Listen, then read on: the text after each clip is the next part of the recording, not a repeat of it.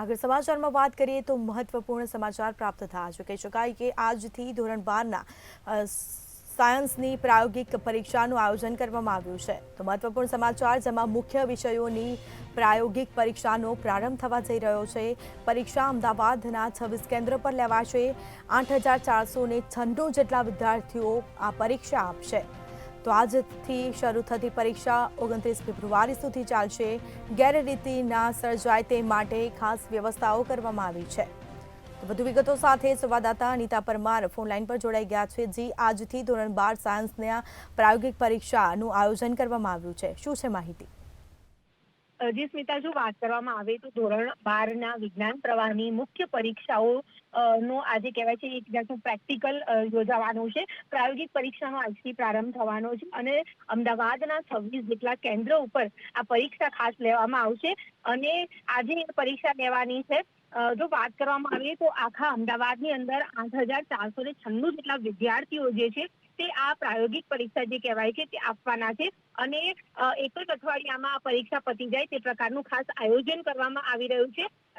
9 થી 10 દિવસની અંદર આખી પરીક્ષા પૂરી થઈ જાય તે પ્રકારનું આયોજન કરવામાં આવ્યું છે. એટલે કે 29 ફેબ્રુઆરી સુધીમાં આ જે પરીક્ષા છે તે પૂર્ણ થઈ જશે.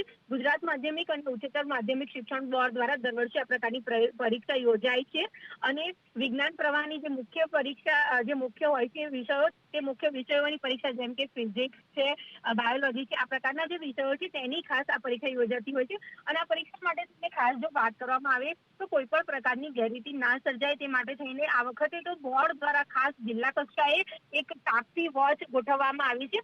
અને જો વાત કરવામાં આવે તો સંચાલકોને ખાસ પહેલા મીટિંગ પણ બોલાવવામાં આવી હતી અને તે લોકોને તાકીદ પણ કરવામાં આવી છે કે આજે પરીક્ષાથી અગાઉ ઘણી વાર ગેરરીતિ થતી હોય છે ને આ પ્રકારની ગેરરીતિ આ વખતે ના યોજાય એ માટે થઈને ખાસ સંચાલકોને પણ આદેશ આપવામાં આવ્યો છે. જો વાત કરવામાં આવે તો આજથી જે મુખ્ય વિષયો છે તે મુખ્ય વિષયોની પરીક્ષા યોજાવાની છે અને ગુજરાત માધ્યમિક અને ઉચ્ચતર માધ્યમિક શિક્ષણ બોર્ડ દ્વારા દર વર્ષે આ પ્રકારની પરીક્ષાનું આયોજન કરવામાં આવતું હોય છે. એમાં જે મુખ્ય વિષયો હોય છે ધોરણ 12ના તેની જ પરીક્ષા લેવામાં આવે છે. અને જો વાત કરવામાં આવે તો આ બોર્ડ દ્વારા તમામ સ્થળ સંચાલકોને પહેલા પત્ર લખીને પણ રજૂઆત કરવામાં આવી હતી અને તે લોકોને જે કહેવાય છે કે ડીઓ દ્વારા પણ ખાસ સલાહ સૂચનો આપવામાં આવ્યા હતા અને બોર્ડ દ્વારા પણ ખાસ તે લોકોની મીટિંગ કરવામાં આવી હતી અને અનેક પ્રકારના સલાહ સૂચનો આપવામાં આવ્યા હતા. શિક્ષણ બોર્ડ દ્વારા આજે સાયન્સની પ્રાયોગિક પરીક્ષા જે છે તેની હોલ ટિકિટ પણ જાહેર કરવામાં આવી હતી અને આજે વાત કરવામાં આવે તો આજે વિદ્યાર્થીઓ આની પરીક્ષા આપવાના છે.